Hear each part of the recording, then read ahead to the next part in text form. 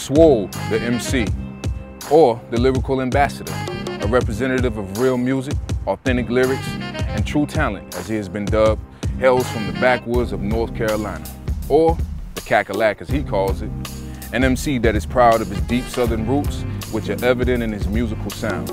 Music is his life, and it serves as his therapy for his life. Swole quotes, "Hip-hop is my everything," and in some cases has been the niche to keep him pressing forward. This young man embodies the raw talent that true hip-hop listeners yearn to hear. Rhyming since the age of 13, Swole the MC has become one with his love for hip-hop music, always evolving and working to perfect his craft. The time has come for the world to hear what he has to say. The future of hip-hop has arrived, ladies and gentlemen, and he will not stop until his voice has reached as many people as possible.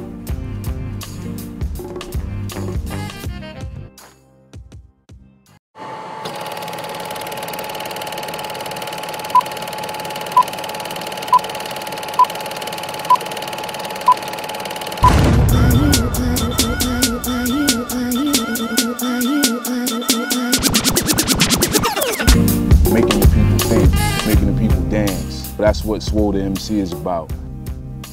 Where I'm from, you know, it's not many resources for people. You know, it's like, you're gonna work at one place, and if you ain't gonna work there, then you're gonna sell drugs, or you're gonna rob, or you're gonna steal from a place where people work hard. You know, over half of the people live below the poverty line. Living in a country or living in a rural area, they think, oh, you know, it's all farms and it's all, you know, cows and horses and things of that nature. But being country poor and being urban poor is kind of like two different things, you know, because if you poor in an urban area and you ain't got no bread or milk in the refrigerator, at least you can go, you know, next door, or you can walk to the corner store. Being poor in a rural area, it's a different dynamic to it.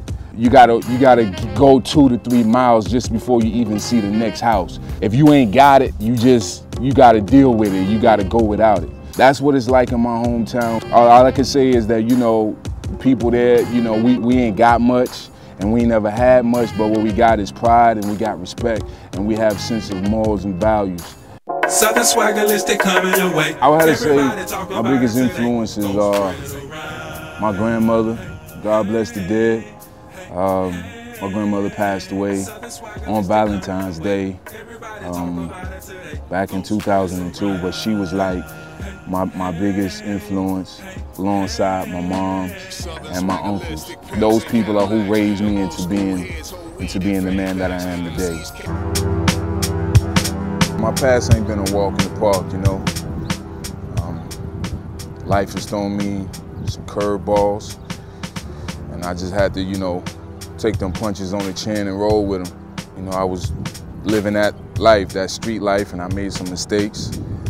So, you know, I had to pay the consequences. You know, I paid my debts to society, and I got out and I changed my life around, you know, so I'm all about being a positive person now. I could look at it as a blessing in disguise, which I kind of think it was a blessing in disguise, because had I continued to travel the path that I was on, I probably wouldn't even be standing here talking to y'all today. My past is behind me now, and I'm moving forward to bigger and better things. I would describe my music as a little different. First and foremost, I'm an MC, and I take it very seriously. I've always gravitated towards hip-hop as a listener. My mom would be up all night long and I'd be on the couch, sleep, you know, and she'd just be blasting Slick Rick, you know, Curtis Blow, Dougie Fresh, all them cats, man, all the pioneers of hip-hop. Even as, you know, 8, 9 years old, I would, you know, grab a pen and paper and, you know, scribble little lines down and scribble little lines down and like try to formulate a flow. But it wasn't until I was like 13 years old where I knew like, this is what I wanted to do with my life. When I heard Outkast, I was like, yo, these dudes talk like my people. I just dove in, you know, I started going hard. I started writing more. I started going to school, you know, in the bathrooms, you know, spitting in the ciphers and everything, man. And then when I got that feeling from it, like to hear the oohs and the ahs of the people, I'm like, oh shit, like we got something here. I just tried to be a realist in my music, even though, you know, I get those tracks where I'm throwing a lot of metaphors and things like that around. I produce, I play the guitar. I can play the guitar and rap at the same time. My music is something that you can dance to. My music is something that you can bob your head to. It's something that that's gonna make you think.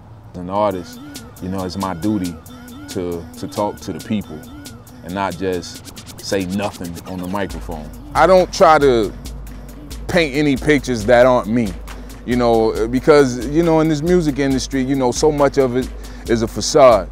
I'm such a humble and true individual. When you hear my music, you're gonna get the real me.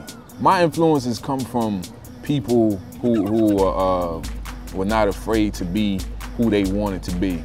Nina Simone, Otis Redding, Outkast, of course, Nas, Wu-Tang, Bun B, UGK, Pimp C, J Electronica, Master P, that whole No Limit crew, you know, that came in the game, man, and just told people like, okay, y'all don't wanna hear what we gotta say, we're gonna make y'all listen to what we gotta say. They just grabbed the bull by the horns and they said, we're gonna do this our way, and then we're gonna make y'all come to us and we're gonna make y'all wanna be a part of what we doing. At a time when, you know, hip hop was just so narrow-minded and riding in this one lane where it's like, okay, if you don't sound like this, then you can't be a part of hip hop, you know, and that's not what hip hop is. You know, hip hop is a universal sound. It allows you to express yourself freely, you know, and I think that's ultimately what hip hop is.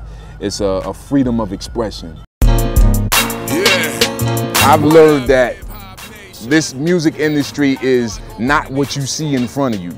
Education, man, educate yourself about this thing, man, because people will take advantage of you. I promise you, man, people will take advantage of you and use you until you can't be used anymore, man. There's so many snakes in the music industry, like, you have no idea.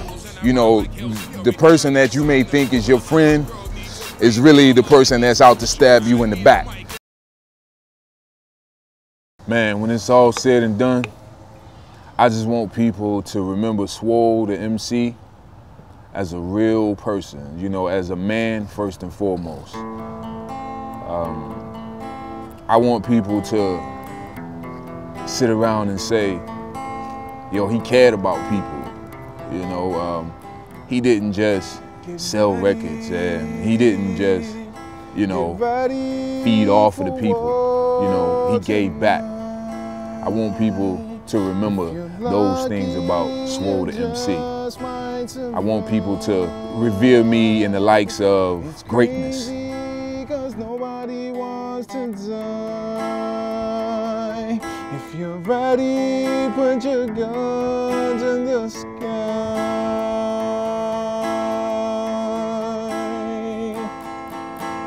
Don't nobody really wanna die, everybody let the slugs fly. Life is a battlefield where the rich laugh and the poor cry. Yo, we gotta fight just to stay alive. Politicians steady telling lies. I'm yelling now, hold your heads, everybody locked doing 25. Man, drug deals just to eat a meal. Before I die, I wanna have a meal. If not, we can go to war and I won't stop till your blood spills. Semi-automatic gats, forget the bulletproof hats. Pushing Saddam, dropping the bomb, what is wrong with these cats? Man, hold cord in the streets, weapons under car seats. Judges with grudges, living in this hell hard full of courage. Man, even the kids going to war, in the classroom busting the fall. Don't you go to school to learn now? Tell me what you need a gun for. Your society has got us all trapped up, bricks loaded in the back of Mack trucks. It's a war going on in the streets, you might get capped up. Yo, you act up, you get slapped up. Bass heads getting cracked up. They snatching dudes out of drop tops, so you better keep the top up.